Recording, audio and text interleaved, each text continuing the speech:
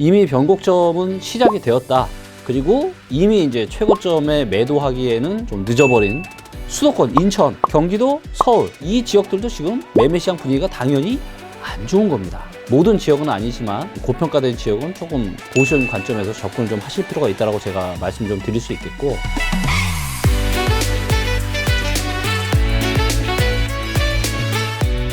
안녕하세요. 복덕방 기자들의 이데일리 오희나 기자입니다. 최근 부동산 시장의 상승세가 한풀 꺾이면서 시장 전망에 대한 엇갈린 의견이 나오고 있는데요. 다만 변곡점이 왔다는 점에는 이견이 없는 것 같습니다. 그래서 오늘은 부동산 시장 전문가이신 김기원 미치고 대표님을 모시고 시장 전망에 대해서 이야기를 들어볼까 합니다. 대표님 안녕하세요. 네, 안녕하세요. 반갑습니다.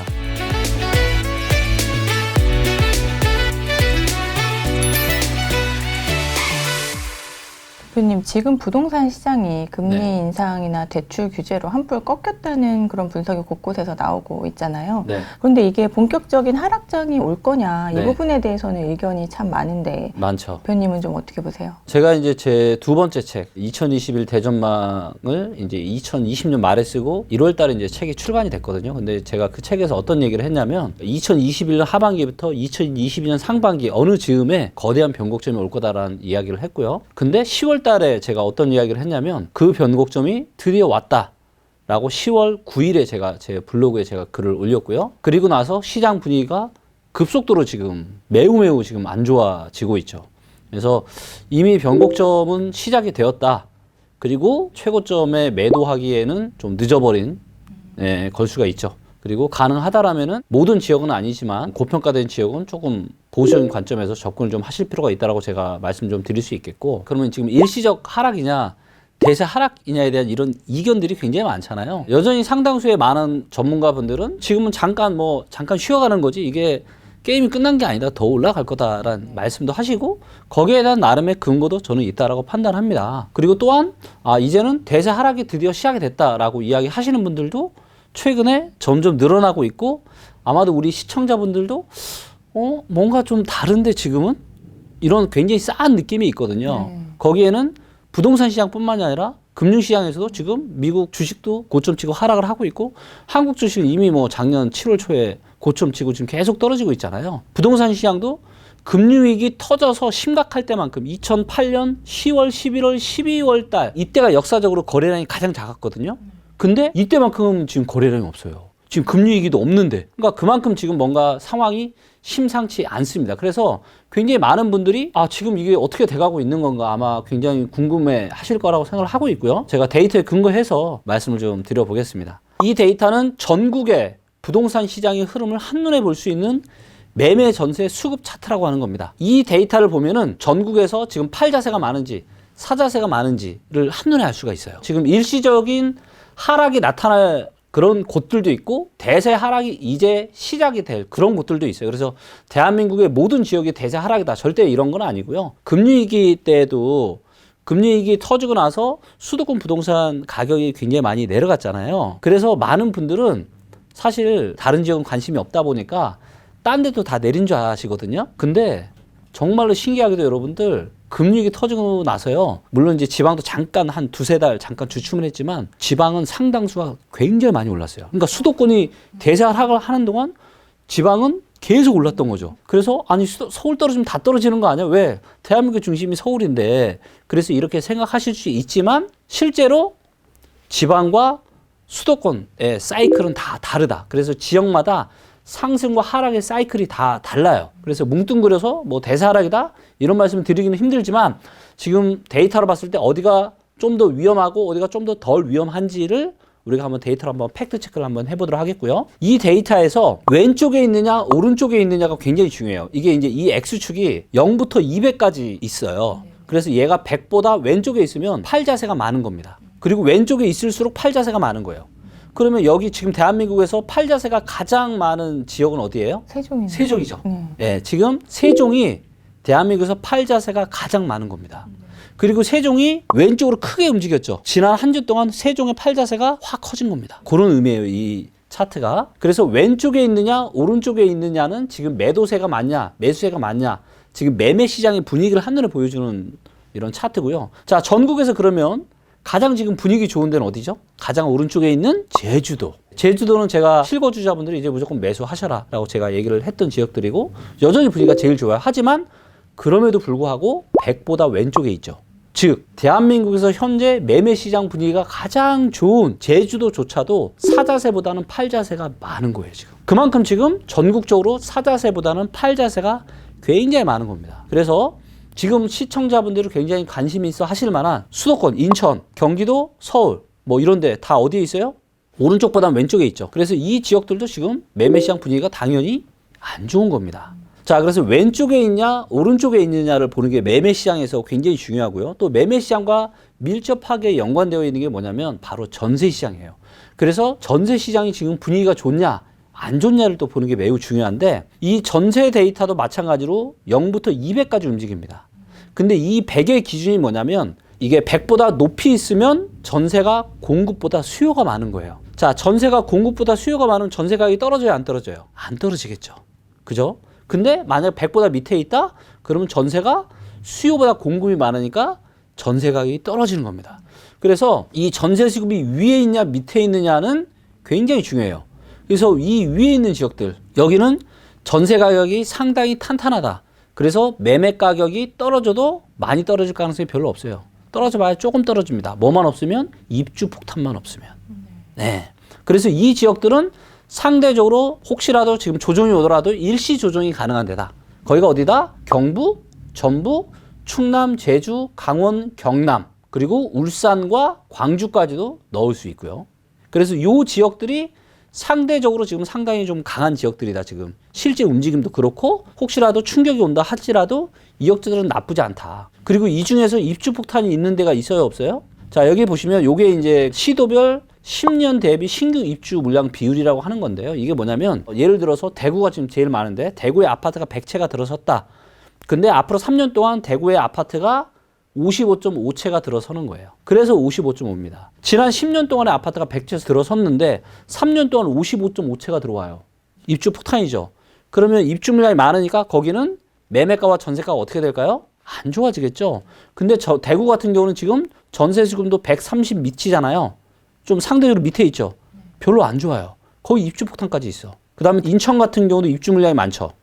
그래서 인천도 여기 있습니다. 그래서 요 빨간 박스권에 있는 요 지역들이 지금 위험한 지역이다. 그리고 그 중에서도 제가 이 색깔로 칠해놓은 입주 물량이 많은 대구와 인천은 뭐다? 정말로 위험한 지역이다. 여기는 대구는 이미 하락세가 시작이 됐고요. 인천은 이미 가격 기준으로 아직 하락은 시작은 안 됐지만 매도세가 급증하고 있습니다. 이미 분위기가 굉장히 안 좋아요. 그래서 이 빨간 박스 안에 있는 지역들은 앞으로 대세 하락이 올 가능성이 많다. 다만 세종의 경우는 제가 또 초록색 박스로 해놨죠. 세종은 지금 입주 물량이 어때요? 이 입주 물량이 작으면서 현재 분위기가 좋은 지역들, 예, 이런 지역들은 뭐다? 이렇게 제가 초록색으로 이렇게 해놓은데 경북, 전북, 경남, 강원, 제주 여기는 향후에 조정이 오더라도 일시적인 조정이 가능성이 많고요. 이 지역들은 2019년 많게는 2020년 초중반까지 계속 하락을 했다가 2020년 초중반부터 이제 상승을 시작한 거예요. 얘네들은. 그러니까 그때가 발목이라 치면 얘네는 지금 아직 허리 정도밖에 안 온 거거든요. 근데 만약에 일시적인 뭔가 충격이 왔다. 같이 흔들릴 수 있습니다. 하지만 잠깐 조정했다 다시 올라갈 거예요.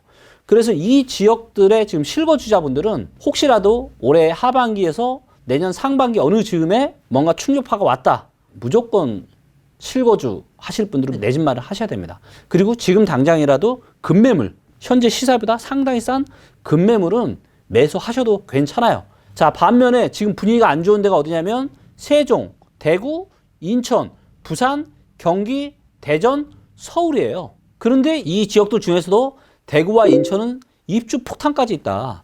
그래서 얘네들은 어떻게 된다? 정말로 위험하다. 그래서 인천과 대구, 특히나 입주 물량이 더 많은 대구는 이미 하락세가 시작이 됐고요.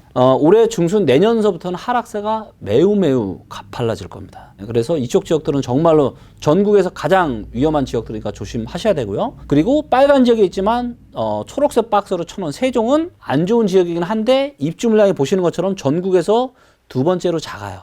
그래서 새 아파트 공급이 거의 없고 세종 같은 경우는 인구가 몰리는 지역이다 보니까 여기는 하락이 올 수 있지만 대세 하락은 없을 거기 때문에 제가 초록색 박스를 쳐놨고, 그 다음 충북 같은 경우는 좀 매매나 전세수급이 좀 애매하긴 하지만 충북도 입주 물량이 많아요, 적어요? 충북도 적죠. 12.3밖에 안 됐거든요. 원래는 지난 10년 동안 아파트가 100채 들어섰으면 앞으로 3년 동안 30채는 들어와야 되잖아요.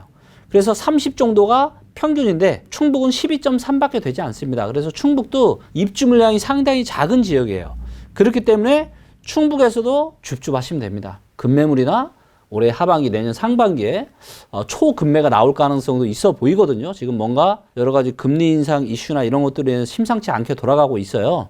그래서 혹시라도 그 시기에 급매물이 나오면 아유 감사합니다 하고 내 집 마련 하시면 되고요. 하지만 이런 위험한 지역들은 앞으로 대세 하락이 올 가능성이 많다. 특히나 그 중에서도 2013년, 14년에 바닥 찍고 무려 8년 동안 최장으로 상승을 많이 한 수도권, 모든 경기 지역은 아니고요. 그러니까 경기도에서 평택이나 좀 외곽 이쪽 지역은 아직 허리 정도거든요. 근데 어깨 이상이라고 할 수 있는 서울과 그다음에 서울 주변의 경기도, 그리고 인천 이런 지역들은 너무 오랜 기간 상승을 많이 했어요, 여러분들. 그렇기 때문에 산이 높은 만큼 골이 깊을 가능성이 많고, 그래서 이쪽 지역들은 정말로 조심 좀 하셔야 된다. 라는 말씀 제가 드릴 수 있고. 자, 그러면 실제로 지금 서울의 지금 분위기가 어떤지를 한번 보여드릴게요. 자, 요 이제 파란색 선이 있고 빨간색 선이 있는데 이 빨간색 선이 매수세예요. 서울의 아파트를 살려고 하시는 분들 보시는 것처럼 어때요? 바닥이죠.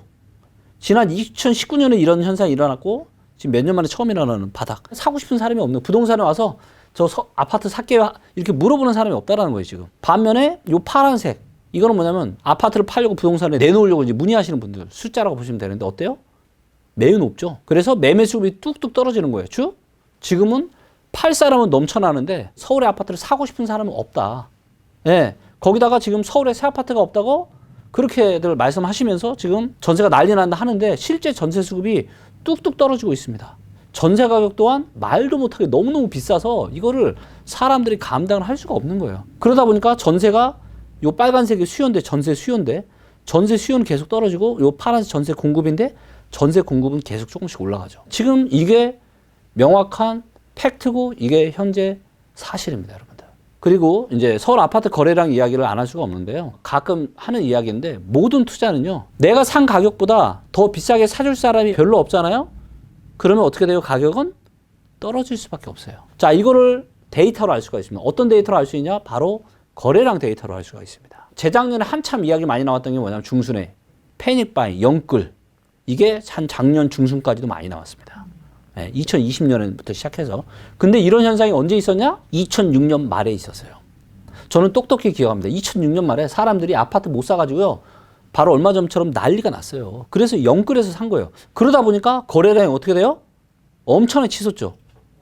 서울의 아파트 평균 거래량이 지금 월 평균 지금 6,336건 정도인데 이때 2만 건 된 거예요, 거의. 왜? 너무 무서운 거야.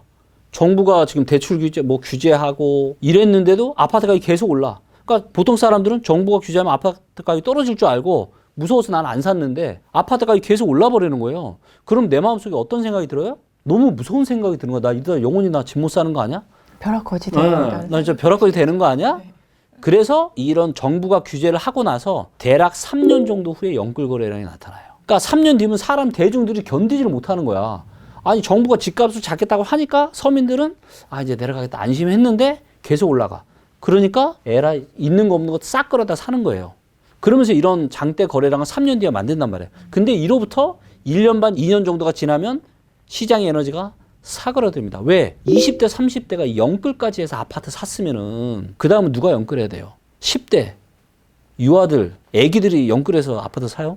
누가 영끌해서 사겠어요? 없어요. 없으니까 보시는 것처럼 거래량 어떻게 돼요?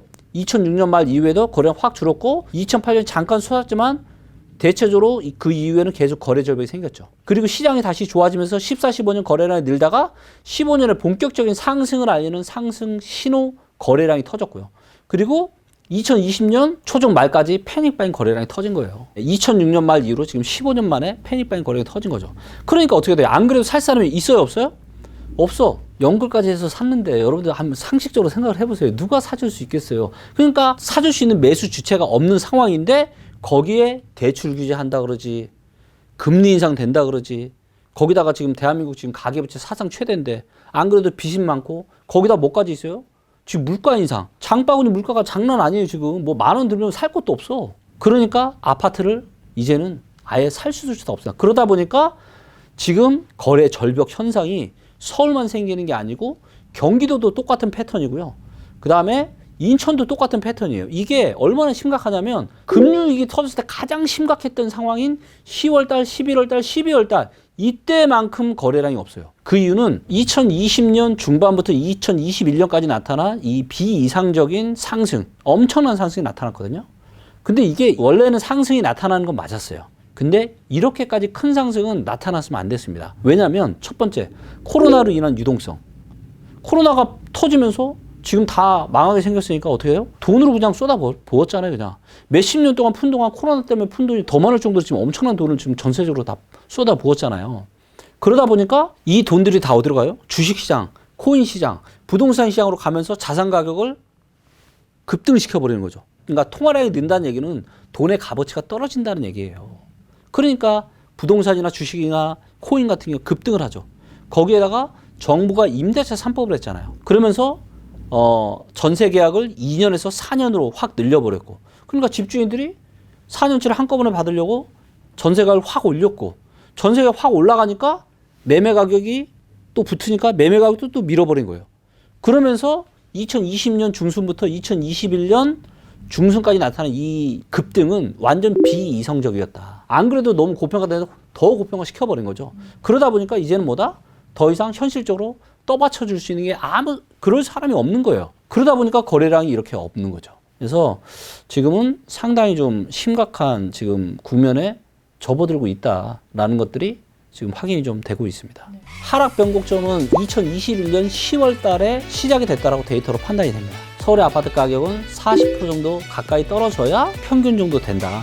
그리고 이런 것들을 알아맞힐 수 있는 이런 비밀이 있어요. 제가 오늘 다 알려드리겠습니다.